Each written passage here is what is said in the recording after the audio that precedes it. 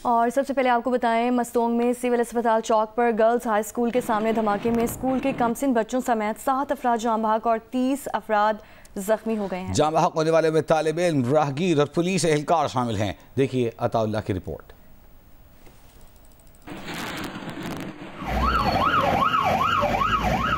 आज सुबह मस्तूंग शहर में सिविल अस्पताल चौक पर गवर्नमेंट गर्ल्स हाई स्कूल के सामने धमाका उस वक्त हुआ जब पुलिस वैन वहां से गुजर रही थी। इस मौके पर स्कूल टाइमिंग के दौरान वालिदैन भी बड़ी तादाद में बच्चों को स्कूल पहुंचा रहे थे। धमाके में जाम बहक होने वाले में कमसिन तालिब इल्म, राहगीर और पुलिस एहलकार शामिल हैं। जाम बहक होने वालों में बच्चों की उम्रें 10 से 13 साल के दरमियान हैं। धमाके के बाद अफरा तफरी मच गई और वालिदैन अपने बच्चों को तलाश करते रहे। DHQ अस्पताल और नवाब अस्पताल में पहुँचाए गए जख्मियों में बेशतर स्कूल तालिब इल्म ही हैं। DPO मियां दाद इमरानी का कहना है कि धमाका खेज मवाद मोटरसाइकिल में नस्ब था। वाक़े के बाद मस्तूंग के दोनों अस्पतालों में इमरजेंसी नाफिज कर दी गई है और सिक्योरिटी में इजाफा कर दिया गया है, जबकि शदीद जख्मियों को क्वेटा मुंतकिल किया गया है।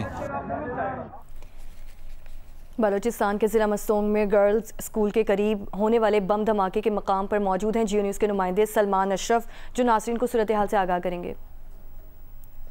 जी मैं इस वक्त मस्तूंग में धमाके के मुकाम पे मौजूद हूँ। ये वो पुलिस मोबाइल है जिससे बज़ाहिर जो है निशाना बनाया गया था। इसके अतराफ़ में भी आप देख सकते हैं इस टाइम क्राइम सीन को मुकम्मल तौर पर कवर किया गया है। अतराफ़ के जो घर थे उन्हें भी नुकसान पहुँचा है। इसके अलावा वहाँ मौजूद रक्षों को, गाड़ियों को, मोटरसाइकिलों को भी नुकसान पहुँचा है। मजमूई तौर पर इस धमाके के नतीजे में जो पुलिस ने हमें बताया कि 7 अफराद इसमें जाम बहक हुए और 23 ज़ख्मी हैं।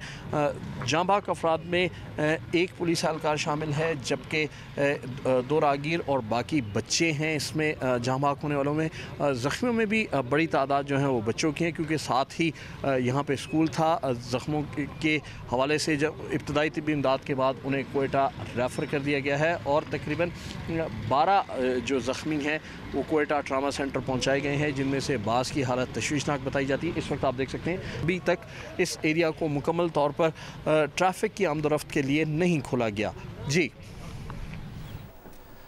और अहम खबर आपको देंगे, सेनेट में प्रैक्टिस एंड प्रोसीजर तरमीमी ऑर्डिनेंस बतौर बिल पेश कर दिया गया है। वज़ीर क़ानून आज़म नज़ीर तारड़ ने ऐवान में प्रैक्टिस एंड प्रोसीजर तरमीमी बिल पेश किया। सेनेट ने प्रैक्टिस एंड प्रोसीजर तरमीमी ऑर्डिनेंस मुतालिका कामा कमेटी के सुपुर्द कर दिया है। तो सेनेट में प्रैक्टिस एंड प्रोसीजर तरमीमी ऑर्डिनेंस जो बिल है वो पेश कर दिया गया है। वज़ीर क़ानून आज़म नज़ीर तारड़ ने ऐवान में प्रैक्टिस एंड प्रोसीजर तरमीमी ऑर्डिनेंस पेश किया। सेनेट ने प्रैक्टिस एंड प्रोसीजर तरमीमी ऑर्डिनेंस मुतालिका कायमा कमेटी के सुपुर्द कर दिया है।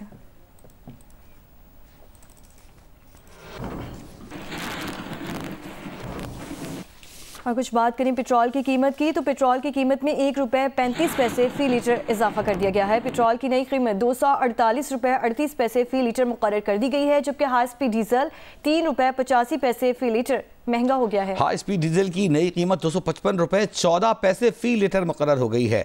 दूसरी जानब मिट्टी के तेल और लाइट डीजल ऑयल की कीमतों में कमी कर दी गई है। मिट्टी के तेल की कीमत में 1 रुपया 48 पैसे फी लीटर कमी, जबकि लाइट डीजल ऑयल की कीमत में 2 रुपये 61 पैसे फी लीटर की कमी कर दी गई है।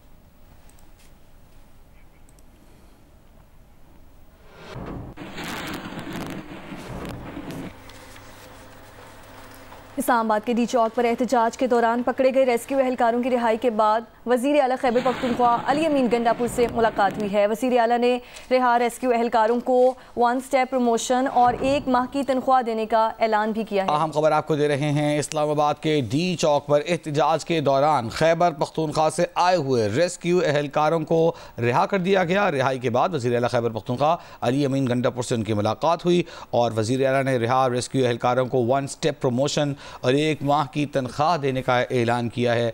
तरक्की हुई है, तनख्वाह बोनस मिलेगी। ये वो एहलकार हैं जब एहतजाज के लिए खैबर पख्तूनख्वा के वज़ीर आला इस्लामाबाद आए थे तो इन्हें गिरफ़्तार किया गया था इस्लामाबाद में।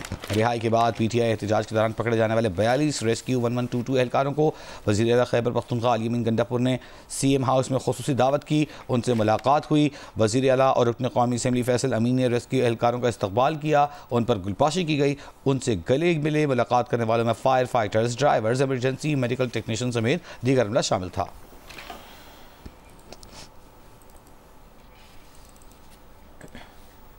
यहाँ आपको बताएं कि पेशावर हाई कोर्ट में लापता अफराद से मुताल्लिक़ 14 दरखास्तों की समाअत हुई है।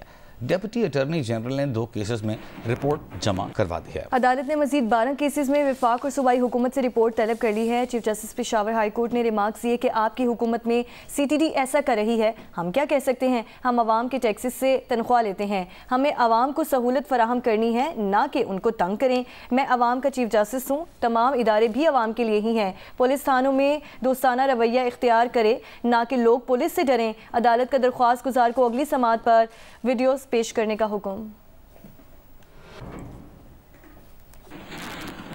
बराह रास्त ले चले आपको मुस्लिम लीग नून के रहनुमा तलाल चौधरी सेनेट में इज़हार ख्याल करें।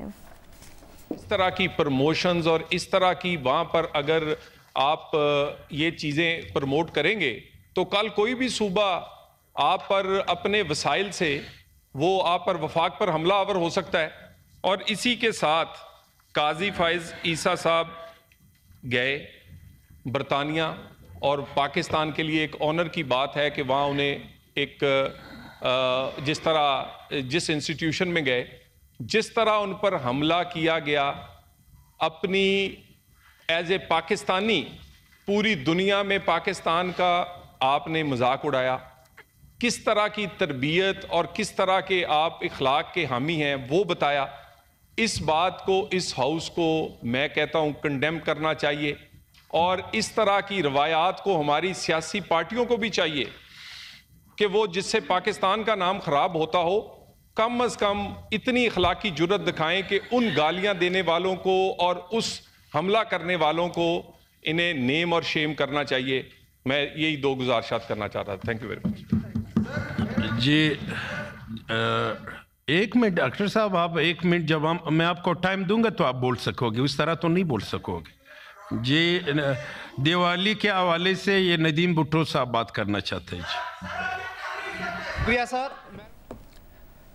तलाल चौधरी सेनेट में इजहार ख्याल कर रहे थे। वज़ीर आज़म पाकिस्तान 2 रोज़ा दौरा सऊदी अरब और 2 रोज़ा दौरा कतर के बाद पाकिस्तान के लिए वापस रवाना हो गए हैं। गुज़िश्ता रोज़ कतर के सरबराह से उनकी मुलाकातें हुई, कतर के वज़ीर आज़म से उनकी मुलाकातें हुई और अब वज़ीर आज़म वापसी के लिए प्लेन में अब से कुछ देर पहले बैठे हैं, पाकिस्तान के लिए रवाना हो गए हैं। वज़ीर आज़म मोहम्मद शहबाज शरीफ कतर का 2 रोज़ा दौरा मुकम्मल करके वतन वापस रवाना हो रहे हैं। वज़ीर आज़म मोहम्मद शहबाज शरीफ कतर का 2 रोज़ा उन्होंने सरकारी दौरा किया है और अब वो दौरा मुकम्मल करके अब से कुछ देर पहले वो वतन के लिए रवाना हो चुके हैं। कतर के वज़ीर मुमलिकत सालिसी मोहम्मद बिन अब्दुल अज़ीज़ बिन सालेह अल खलीफ़ी ने वज़ीर आज़म का वहाँ पर इस्तकबाल किया था और वहाँ पर उनकी भरपूर उन्होंने वहाँ पर मीटिंग्स की और उसके बाद वज़ीर आज़म शहबाज शरीफ आज 2 रोज़ा सरकारी दौरा मुकम्मल करके वतन वापस रवाना हो रहे हैं।